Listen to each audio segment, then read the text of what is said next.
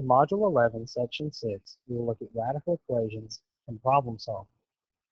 If both sides of an equation are raised to the same power, all solutions of the original equation are among the solutions of the new equation. Let's try to solve. And it's important that we check our answers every single time over the square root. I know many times most of you don't even think about checking your answers with most equations, but anytime we have a square root in the equation, it's very important to do so. So let's solve square root of x plus 1 equals 5. To get rid of a square root, we don't multiply, we square both sides of the equation. When we square a square root, they cancel one another, and we're left with x plus 1 equals 5 squared is 25.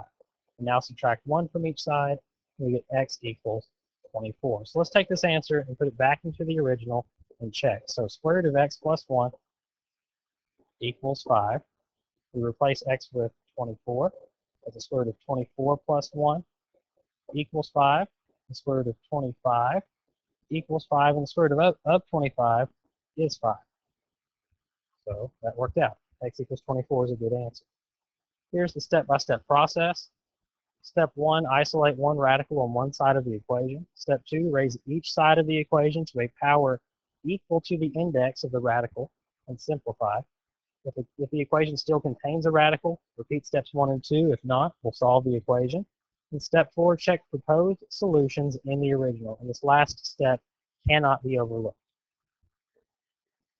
Let's try another example. The square root of x minus 1 equals 0. First, we isolate the square root, so we add 1 to each side of the equation.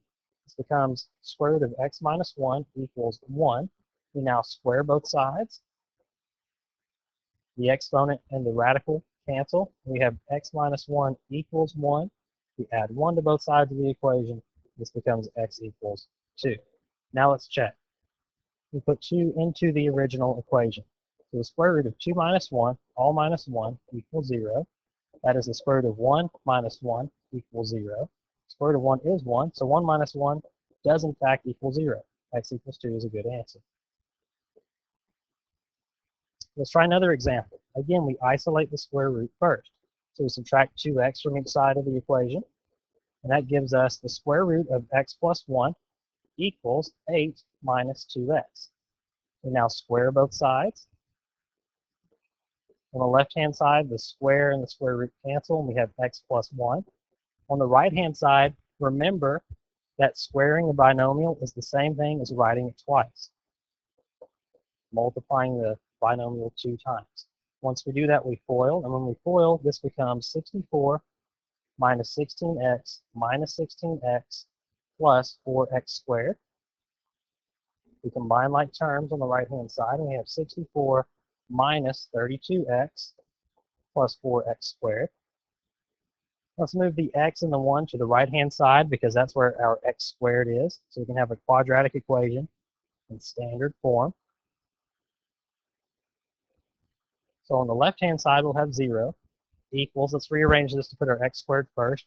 This is 4x squared minus 33x plus 63. So at this point, we have a quadratic equation in standard form, and now we need to go through the process of solving by factoring. So let's go to the next slide to do that. Actually, let's go to the top of the page. We look and we see we don't have a GCF between 4x squared and 33x and 63. So we multiply the first coefficient and the last coefficient together, and 4 times 63 is 252. So we are looking for numbers that will multiply to 252, but will add together to negative 33. Remember how to find a list of factors. We don't want to try any number larger than the square root of 252. Because the product is positive, but the sum is negative, we will have 2 negative factors. So just continue to chug along. Don't try every number that's lower than 252, but you might have to try quite a few before you come up with a factor pair that works. Once you go through the process, you'll find that the 2 factors you want are negative 12 and negative 21. Negative 12 times negative 21 is positive 252. When you add them together, we get the negative 33 that we want. Remember the factor by grouping process. We replace the middle term with these two numbers. So this becomes 0 equals 4x squared minus 12x minus 21x plus 63. We group the first two terms and the last two terms. In the first group, we can factor out a 4x. That leaves us with x minus 3. In the last two terms, 21x and 63 have a 21 in common, but because the leading term is negative, we're going to factor out the negative as well. So negative 21, that becomes x minus 3. Now we see both terms have a binomial factor in common. So we factor out the binomial, x minus 3, and the resulting polynomial is 4x minus 21. Now at this point, we would use the zero factor property, set each factor equal to 0, and solve. If we do that, first factor is x minus 3, the second factor is 4x minus 21, so we have x minus 3 equals 0. We add 3 to each side, and that gives us x equals 3. We go to the second factor, 4x minus 21, set it equal to 0, add 21 to both sides. That gives us 4x equals 21. We then divide both sides by 4, and we get x equals 21 over 4. So these are both possible solutions. But we are not finished. We must check these solutions into the original. And so let's go to the next page and do that. So remember, the original expression was 2x plus square root of x plus 1 equals 8. And our two possible solutions were x equals 3 and x equals 21 over 4. Now, it's possible that both of these solutions will work. It's possible that neither of these solutions will work. We'll have to check. So we plug in 3. It gives us 2 times 3 plus the square root of 3 plus 1 equals 8. 2 times 3 is 6 plus the square root of 4 equals 8. The square root of 4 is 2, and we get 6 plus 2 equals 8, which is true. So 3 is a good answer. We now try with the 21 over 4.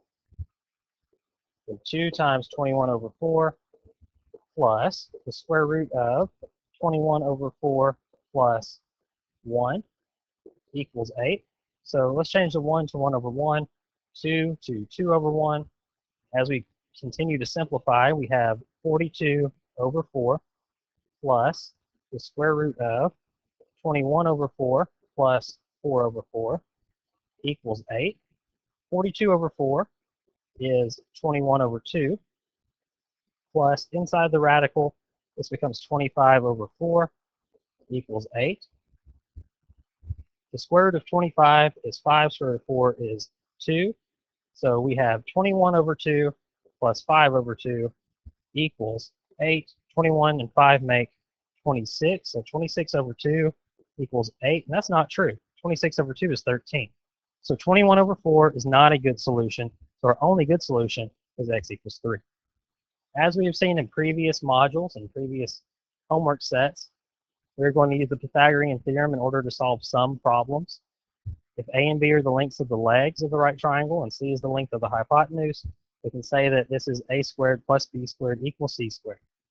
So let's find the length of the hypotenuse of a right triangle, and the length of the two legs are 2 inches and 7 inches. So I'm going to draw a right triangle. One of the legs is 2, one of the legs is 7, and the hypotenuse we don't know. We'll just call it c.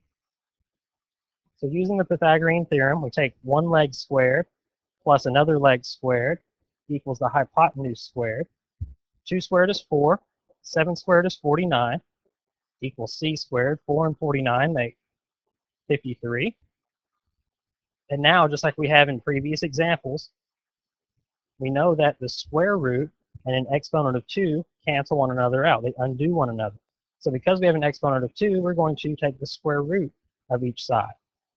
The square root and the square cancel, and we are left with c, the hypotenuse, equals the square root of 53. And because 53 is a prime number, we cannot simplify this square root.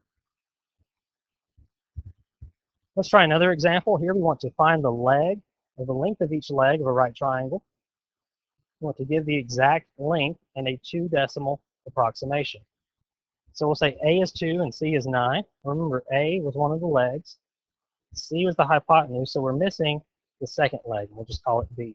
Using the Pythagorean theorem, 2 squared plus B squared equals 9 squared. 2 squared is 4, plus B squared equals 9 squared was 81.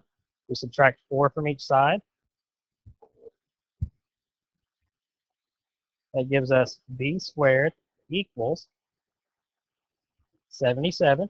Now we take the square root in order to undo the exponent of 2. And that leaves us with B equals the square root of 77. 77 isn't prime, but it doesn't have two identical factors that can be pulled out. And so we're just going to leave this as the square root of 77. And as far as the 2-decimal approximation goes, you can plug that into your calculator and determine what that answer should be.